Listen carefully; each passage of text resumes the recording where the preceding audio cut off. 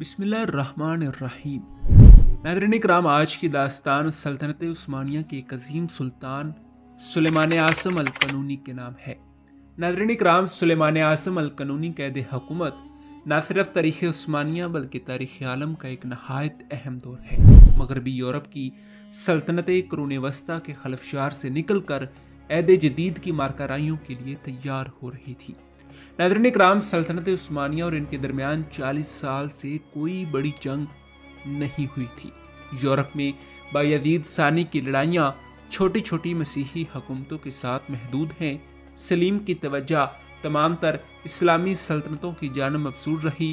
اس مدت میں یورپ کی سلطنتوں نے بہت نمایاں طور پر ترقی کر لی تھی۔ ناظرین اکرام، اسپین سے مورث یعنی بربروں کا اخراج ہو چکا تھا اور وہاں کی مختلف مسیحی ریاستیں متحد ہو کر ایک فرمانرواں کے زیر حکومت آ چکی تھیں۔ ناظرین اکرام، فرانس اپنی خانہ جنگیوں کو ختم کر کے دوسرے ملکوں کی فتوحات کے لیے نکل چکا تھا۔ انگلستان اور سلطنت آسٹریا بھی قوت و استحکام کی علامتیں ظاہر کر رہی تھی۔ ناظرین اکرام، من جملہ دیگر فنون کے فن حرم میں خصوصیت کے ساتھ بہت زیادہ ترقی ہو گئی تھی۔ باقاعدہ تنخواہ دار پیدل فوجیں بڑی تعداد میں رکھی جا چکی تھیں۔ آتشی اسلحوں کا استعمال کثرت سے کیا جا رہا تھا۔ عیسائی سلطنتوں میں اپنی قوت کی ترقی کا احساس اور مسلمانوں سے تازہ مقابلے کا حوصلہ شدت سے پیدا ہوا تھا۔ یورپ مذہبی جوش سے لبریز تھا اور باہمی عداوتوں کے باوجود تمام مسیحی سلطنتیں دولت عثمانیہ کے مقابلے کے لیے مادہ تھیں۔ ناظرین اکرام، شہنشاہ چارلس پنجم، جس کی وسیع سلطنت یورپ کے نصف سے زیادہ حصے پر پھیلی ہوئی تھی، خاص طور پر اس مسیحی اتحاد میں پیش تھا۔ ناظرین اکرام، دولت عثمانیہ کے لیے چارلس اور اس کے معاونین سے قوت آزمائی کرنا آسان نہ تھا، خصوصاً ایسی حالت میں کہ ایران کی وسیع سلطنت دشمنی پر آمادہ تھی اور شام و مصر میں ہر وقت بغاوت کا خطرہ تھا۔ تاہم وہ نہ صرف ان بیرونی اور اندرونی خطرات سے محفوظ رہی بلکہ 16ویں صدی کی پوری مدت میں اس کی قوت و ثبوت میں اضافہ ہی ہوتا گیا اور عیسائی سلطنتوں کے زیادہ تر صوبے اس کے مقبوضات میں شامل ہو گئے۔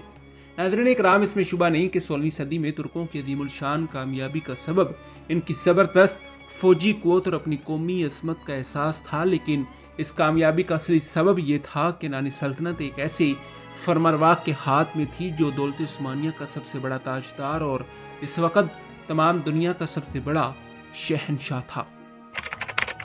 ناظرین اکرام، سلطان سلیمان القانونی 26 سال کی عمر میں تخت نشین ہوا۔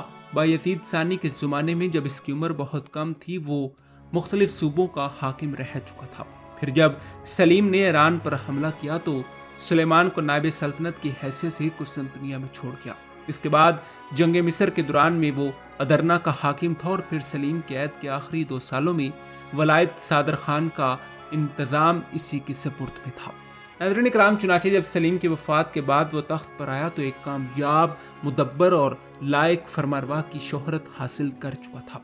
ناظرین اکرام، ذاتی عظمت میں وہ اپنے تمام پیشروؤں سے بڑھ چکا تھا اور فتوحات اور وسعت سلطنت کے لحاظ سے ان سب پر فوقیت لے گیا۔ اس کے عہد میں سلطنت عثمانیہ اپنی انتہائی حد کمال تک پہنچ گئی۔ اس کی خانگی زندگی بالکل بے داغ تھی۔ وہ اپنے رحم و کرم کے لیے خاص طور پر مشہور تھا۔ انصاف اس کا مخصوص شیوا تھا اور اس کی عدالت میں نسل، رنگ اور مذہب کی کوئی تفریق نہ تھی۔ رایا کے فلاح و بہبود اس کا شوق نظر آتا تھا۔ چنانچہ جب وہ تخت نشین ہوا تو تمام رایا نے اس نوجوان سلطان کا، جو اپنے اخلاق، شجاعت، انصاف، رحم دلی اور دانشمندی کی بنا پر حد درجے ہر دل عزیز تھا، نہایت مسرت کے ساتھ استقبال کیا۔ ناظرین اکرام، اس نے اپنی حکومت کے پہلے ہی سال میں انصاف اور رحم دلی کی ایسی مثال پیش کی جس سے اس کے آئندہ طرز عمل سے متعلق نہایت خوشاندہ توقعات قائم کی جانے لگی۔ سلطان سلیم نے 600 مصریوں کو بجبراً مصر سے قسطنطنیہ منتقل کر دیا تھا۔ سلیمان نے ان سب کو اپنے وطن واپس جانے کی اجازت دی تھی۔ سلیم نے بعض تاجروں کا سامان تجارت ایران سے تجارت کرنے کی پاداش میں ضبط کر لیا تھا۔ سلیمان نے نقد روپے دے کر ان کے نقصان کی تلافی کر دی۔ اس کے حکم سے سلطنت کے بعض اعلیٰ حکام بددیانتی اور ظلم کے جرم میں گرفتار کیے گئے اور ان کو سخت سزائیں دی گئی۔ नाज़रीन इकराम, इन वाक़यात की खबरें तमाम सल्तनत में पहुंची और राया को अपनी जानो माल की तरफ से इत्मीनान हो गया। नाज़रीन इकराम, सुलेमान आज़म अल-क़ानूनी ने तमाम सूबेदारों के पास अहकाम भेजे कि राया के साथ किसी किस्म की ज़्यादती रवा न रखी जाए और अमीर व गरीब, मुस्लिम और गैर मुस्लिम सबके साथ यकसा तौर पर इंसाफ किया जाए।